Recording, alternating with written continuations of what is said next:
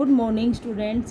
कल हमने कविता के लघु उत्तरीय प्रश्नों और भाषा बोधन के प्रश्नों को कर लिया था। उसके बाद आज दीर्घ उत्तर प्रश्नों में आपको जो आपके लिए करने योग्य हैं उनको करवाया जा रहा है। तो इसमें सबसे पहला जो प्रश्न है, अन्य लोगों के लिए कवि क्या कामना करता है, प्रार्थना पाठ के आधार पर बताइए। यह वाला प्रश्न आपको करना है।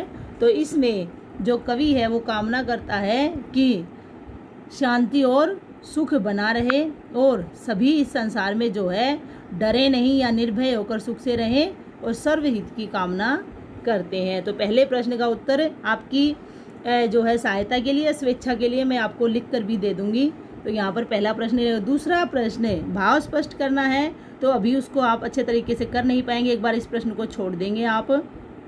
तीसरा प्रश्न देखिए, प्रार्थना पाठ का मूल भाव अपने शब्दों में लिखिए। तो मूल भाव का मतलब होता है कि कविता में कवि जो है मुख्य रूप से क्या एक बात बताना चाहता है।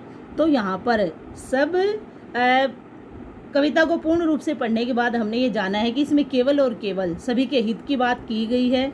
तो वो आएगा बहुजन हिताय बहुजन सुखाय। बहु मतलब सभी के हित की और सभी के सुख की बात इसमें की गई है और सारी मानव जाति के लिए सुख और शांति की कामना की गई है, मानव कल्याण की कामना की गई है। अर्थात इस कविता का जो मूल भाव है कि मानवता की भलाई हो, और मानवता की भलाई कब है, जब सबकी भलाई होगी तो मानवता की भी भलाई अपने आप ही हो जाएगी। तो यहाँ पर इस कविता का मूल भाव है सभी के हित की कामना करना। तो ये दो प्रश्न ही आपको आज कॉपी में करने हैं। चौथा प्रश्न है, कविता की पंक्तियाँ पूरी करने के लिए कहा गया है, तो वो आपकी पुस्तक में ही होगा। तो आपको केवल दो ही प्रश्न करने हैं, पहला और तीसरा। ये मैं उत्तर भी आपको यहाँ जो है लिख कर दे देती हूँ ताकि आपको कोई गलती ना हो। कल हम इसका दूसरा पाठ पढ़ेंगे जिसका नाम जो है मधुर भाषण है। उत्तर में देखिए, आपके दीर्घ उत्तर में पहले प्रश्न का उत्तर भी समझ लीजिए ताकि किसी शब्द में आपको कोई समस्या न हो। इसलिए पहला है, प्रस्तुत कविता में अन्य लोगों के लिए शांति व सुख की कामना की गई है। इस संसार में सभी निर्भय होकर सुख से रहें। कवि सर्वहित की कामना करता है। सर्व का मतलब सभी के हित की कामना यहाँ पर कवि कर रहा है।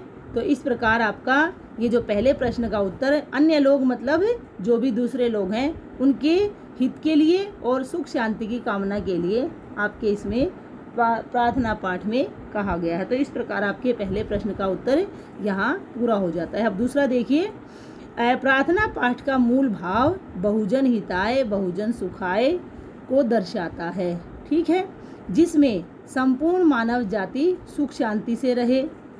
पाठ में मानव कल्याण की कामना की गई है। मानव मतलब मनुष्य के कल्याण की, ठीक है।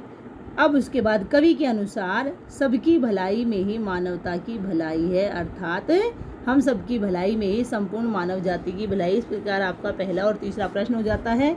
और लिखते समय विशेष तौर पर सभी बच्चे ध्यान रखें कि शब्दों में अशुद्धियाँ कम से कम हों, क्योंकि आपको हम जो अशुद्धियों में बताते हैं वो आप अपनी कॉपियों में ठीक नहीं कर पाते हैं, केवल लिखकर हमारे सामने ही आप उसको प्रस्तुत करते हैं। तो आप अपनी उन गलतियों को भी सुधारें। मेरी आप सभी से यही एक रिक्वेस्ट है।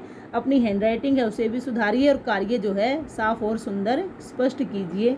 आपका दिन शुभ हो। धन्यवाद।